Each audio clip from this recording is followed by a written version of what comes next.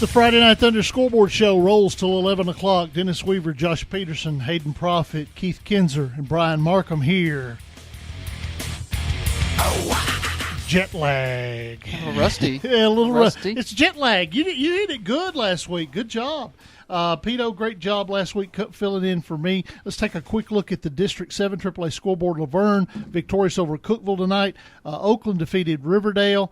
Smyrna blanked Stewart's Creek and Blackman, a 42-28 win. They go to 9-0 on the year, 6-0 in District 7 AAA. So they finished the district season with a perfect record. And Coach Phillip Shadowens, the head coach for the Blackman Blaze, joins us on the phone. He is probably beginning to make plans to travel to Birmingham next week. Coach Shad, good win. Congratulations on it. Thank you. I appreciate it. You got a Siegel team that has had a little momentum here of late, and Greg White does a great job with them. He actually was on your staff, I think, at Smyrna, wasn't he? Yeah, my last year at Smyrna in 2007, he was on that staff. And you knew they were going to be well coached coming in. You going into tonight's game, what did you think what kind of effort did you think it was going to take to get a win over Siegel? We knew for Siegel it was going to be a playoff game. It was one I think they had to win to get in the playoffs, more than likely. I mean, usually in 5A, I don't think there's been a four-win team get in, I don't guess ever, in 6A football. So for them it was a playoff game. We knew they were going to, bring everything they had and play well, and it was senior night here for us. And so we were ready to play, and we knew it was going to be a challenge. They won 3 in a row. They're playing really good football right now, and it was. And it was, it was a challenge and something that we, that obviously, when you win it, you think, well, that's something we needed. You always need to be challenged, and I thought our kids responded, found ways to make enough plays to win a football game, and that's what it all boils down to.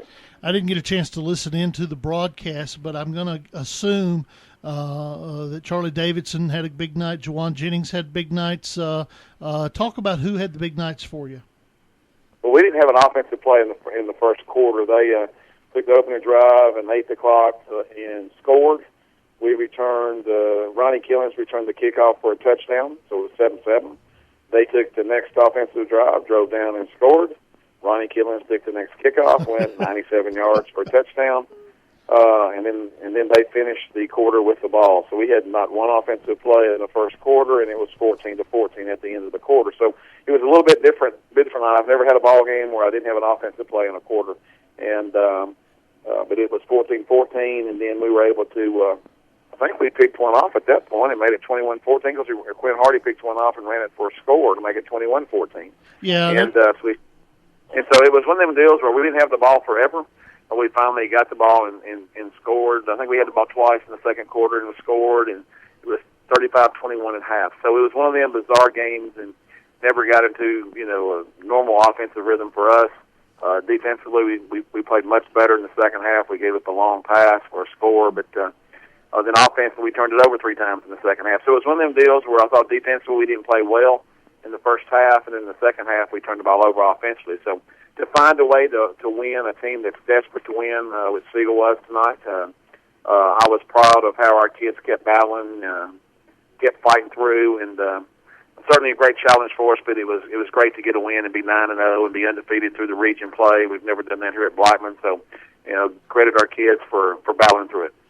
We're talking to Phillip Shadowens, the head coach for the Blackman Blaze, Dennis Weaver and Josh Peterson on the Friday Night Thunder Scoreboard Show. Whether you score on defense or special teams or however you do it, Coach, you've been able to put up, I think you have to go all the way back to August the 24th when your team hasn't scored at least 42 points in a game. So that's pretty impressive run of games. Talk a little bit about just, being able to, when you put up that many points, obviously you're going to have a good chance to win. But that's a level of dominance that a lot of teams are able to, or even programs are not able to see. So just talk a little bit about how you've been able to put up so many points and, week in and week out and really not have a letdown. Well, we're blessed. We have obviously a special quarterback and running back, and we have receivers that have made plays for us, very athletic kids, made plays for us all year long. Ronnie Killens has been a dominant player for us all year long. Our offensive line is very experienced and has done a great job for us throughout the year. Even when we had injuries and other kids had to step in, they've done a good job. So, in order, to average 40 points a game, or to score 42 or more in 8 out of 9 football games, you have to be pretty multiple. You have to be able to run and throw. You got to be able to protect. You got to be able to run block. And so it's just, we're blessed to have good players, and first and foremost, and our kids take a lot of pride in being able to score points, and and not selfish kids. And sometimes it's one kid's night to have big numbers, and the next week it may be somebody else's, and that's the approach we've had, and our kids have bought into that. And tonight it was a little bit of running, a little bit of throwing, a little bit of both, and a lot of special teams. Really, it was one of them nights that was kind of different. I don't know what our stats are offensively. I'm going to say we probably didn't. We moved the ball. Obviously, we scored 3 offensive touchdowns, but we didn't have the ball very much tonight. So I'm sure our numbers won't be, dominating numbers like they have been on most weeks. But found another way to win. So just glad to get a win. To be honest with you, glad to be 9-0, and looking forward now to the next one, which is Hoover. Yeah, good luck in that one. I know that you've probably, I'm assuming they're on the huddle system. Have you traded any film already? Have you had a chance to pre-scout? Well, I haven't done any pre-scout. I don't really believe in doing that, to be quite honest. But we have received their video a couple of days ago, I guess. And I don't know, we got 3 or 4 games already, and then we'll get there tonight's contest also. So, it'll be a long night for us and a long day tomorrow and Sunday after church. And but because we don't know anything about them, so we'll have to learn some things about them. Obviously, a national power. They lost to 2 top 10 teams in the country. First 2 regular season games they've lost in over 2 years now, but they won everything since then, and they're one of the top 2 teams in the state of Alabama. So, we'll play one of the best teams in Alabama, one of the best teams in the nation, and it'll be a lot of fun for our kids to make that trip and accept that challenge and see where we are. All right, good luck in that, and go down there and trick them up and bring home the treat. Okay. Hey, we're going to try. All right, Coach Phillip Shadowens joining us on the Oak Restaurant Hotline.